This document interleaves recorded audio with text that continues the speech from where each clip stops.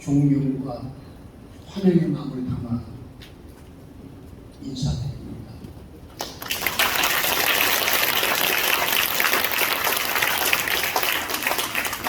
삼 년 만에 만나 뵙게 돼서 더욱 반갑습니다. 3년 동안 많은 게 바뀌었습니다. 사랑하고 존경하는 동료 목사님들이 많이 소천도 하셨고, 이제 연세가 들어서 은퇴도 하셨고, 그리고 활동을 못하는 분들이 많이 계십니다. 그 3년이라는 긴 세월이 굉장히 힘들었던가 봅니다. 눈에 보이지 않는 미세한 코로나 바이러스가 온 세상을 뒤흔들어 놓았습니다. 모든 것이 중단되었습니다. 사람들은 무기력에 빠졌습니다. 3년이라는 긴 터널을 지나오는 동안에 신앙인도 교회도 크게 흔들렸습니다. 그로 인해서 벼랑 끝으로 내몰린 교회들이 너무너무 많습니다. 무려 2만 교회가 존폐 위기에 빠졌습니다. 그리고 4천여 교회가 문을 닫았습니다. 우리 한국교회는 큰 위기에 빠진 것입니다. 여러분 알다시피 서울에서도 중경교회인데도 교회 학교가, 주일학교가 없는 교회들이 굉장히 많습니다. 10월은 말할 것도 없습니다. 뭘 의미합니까? 미래에 앞으로 20년 후에, 10년 후에, 30년 후에 교회가 사라질 거라는 얘기죠. 미래가 없는 한국교회, 청년들, 학생들이 모이는 교회들만 모이고, 중경교회인데도 청년부, 학생부가 없습니다. 교회 학교가 없습니다. 지금 한국교회 실정이 그렇습니다. 그동안 우리 한국교회는 세계교회를 깜짝 놀라게 할 부흥을 이뤘습니다. 짧은 기간에 기독교 역사에 유례가 없는 부흥을 이뤘던 것이 우리 한국교회였습니다. 그런데 그 한국의 잔치가 어느 순간 끝나버렸습니다. 부흥과 성장이 멈춰버렸습니다. 아니, 그뿐만 아니라 한국교회가 쇠퇴해가는 속도가 너무 빠릅니다. 나래 빠르게 쇠퇴해가고 있습니다. 코로나 팬데믹 3년은 한국교회에 큰 타격을 주었습니다. 실은 지금 목회하기가 굉장히 어렵고 힘든 때인 것이 분명합니다. 우리는 이렇게 굉장한 전환기에 목회자로 현장에 서 있습니다. 여러분 목회하시느라고 얼마나 힘드십니까? 그런데 우리는 목회자로 부름 받았기 때문에 한국교회가 부흥을 멈추고 쇠퇴해가는 그 책임에서 결단코 벗어날 수가 없습니다. 이 모든 책임, 1차적인 책임은 목회자에게 있습니다. 그걸 우리가 부인하면 안 됩니다. 저 역시 그 책임을 면할 길이 없습니다. 성경을 보면은 하나님께서 이스라엘 백성들이 어려움과 환난을 당할 때 그것을 성경은 하나님의 부르심이라고 그렇게 말합니다. 환난을 통해서, 위기를 통해서 하나님께서 당신의 백성을 부르신다고, 그 부르시는 음성이라고 성경은 우리에게 그렇게 말하고 있습니다. 여러분 한국교회의 미래가 어떻게 되겠습니까? 이제 10년 후에, 20년 후에 교회 학교도 없는 교회, 없고 위력도 없는 교회들, 노인들만 있는 교회들은 어떻게 되겠는가? 우리가 생각해봐야 되는 게 맞지 합니다. 그 책임을 우리가 면할 길이 없다는 것을 알아야 합니다. 남의 얘기가 아닙니다. 우리들의 얘기이기 때문에 굉장히 심각합니다. 그래서 저는 이번 세미나는 사실 못하게 되었습니다. 여러분, 세미나를 한번 한다는 게 그냥 되는 게 아닙니다. 그냥 되는 게 아니에요. 그래서 못하정법이었는데 너무 한국교회가 너무 힘들고 어려우니까 그래도 우리가 모여야 되지 않겠느냐. 모여야 됩니다.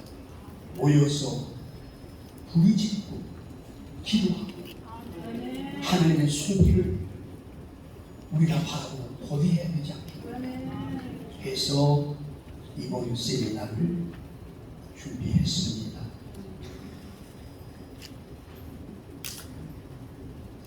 우리는 이번 기회를 통해서 목회에 몰두할 것인가 아니면은 다른 비본질적인 것에 몰두할 것인가를 결정하고 가야 합니다. 그러니까 목회에 내가 생명을 걸 것인가 아니면은 비본질적인 것에 세월을 낭비할 것인가 하는 것을 결정하고 가야 합니다. 주님 앞에서 그걸 결정해야 됩니다. 여러분, 우리가 다 하는 얘기, 목사님들 다 하는 얘기지만 다시 하겠습니다. 미국의 대표적인 미래 교회 학자인 레너드 스위트 박사, 4종류의 교회가 있다면서 알파벳 M을 사용해서 교회를 4단계로 분류를 했습니다. 근데 문제는 뭐냐면 저는 철없을 때 교회는 끊임없이 성장하고 성숙하는 게 교회의 본질이다 그렇게 믿고 생각을 했습니다. 젊었을 때 목회할 때는 교회가 쇠퇴한다? 말도 안 되는 소리다. 그리스도의 몸인 교회가 어떻게 쇠퇴하는 거야? 말도 안 된다 그렇게 생각했어요. 그런데 이 레너드 스위트 박사는 교회는 서서히 변질되어 갑니다. 그분의 주장이 그겁니다. 교회가 성장하고 성숙하는 게 교회 아닌가요? 근데 어떻게 교회가 점점 변질되어 갈까요? 근데 그 양반은 미국 사람들 모든 통계와 검증을 통해서 말하기 때문에 그걸 무시하면 안 됩니다. 무시하면 안 됩니다. 그 한국 교회가 우리가 섬기는 교회가 지금 어느 지점에 와 있는가 하는 것을 살펴볼 필요가 있습니다. 내가 섬기는 교회가 지금 4단계의 교회에서 어느 지점에 지금 와 있는가? 그럼 이 지점에 나는 목회를 하고 있는데 이 지점에서 나는 그냥 이렇게 목회하면 되겠는가? 내가 이렇게 목회해서 주님 앞에 서서 뭐라고 말을 하겠는가? 그걸 살펴봐야 한다. 그 말씀입니다. 이 첫 번째 단계 교회가 사명 중심 교회, 미션 처치, 사명 중심 교회. 교회가 설립될 때는 이 꿈을 향해 달려갑니다. 근데 놀라운 것은요, 사명이 뭔지도 모르고 교회를 개척한 사람들이 많아요. 사명이 뭔지도 모르고 목회를 나간 사람들이 많아요. 사명 중심의 교회는 바로 처음 교회가 설립될 때 이 꿈을 향해 달려갑니다.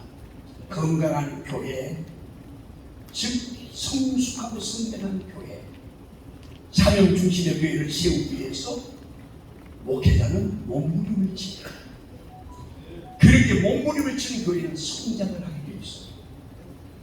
근데 사명이 뭔지도 모르고 교회를 맡아가지고 교회를 하면은 안 되는 거죠. 왜냐하면은 만만치 않습니다. 여러분 목회해보니까 목회가 친절이 없어요. 만만치 않습니다. 사명이 무엇인지도 모르고 교회를 개척한 사람들이 너무 많아요. 여러분 교회의 본질이 무엇입니까? 예배와 설교, 그 다음에 이웃사랑, 성교, 이게 다 교회 사는 일이잖아요. 예. 그런데 중요한 게 보니 교회는 그리스도의 몸이라고 우리가 그렇게 말하잖아요. 그리스도의 몸.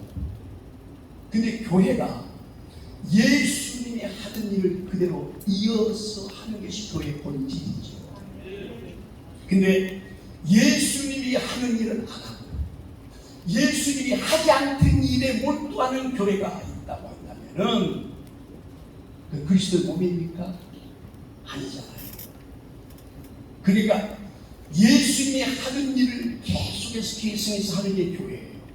그래서 그리스도의 몸이 교회라고. 그런데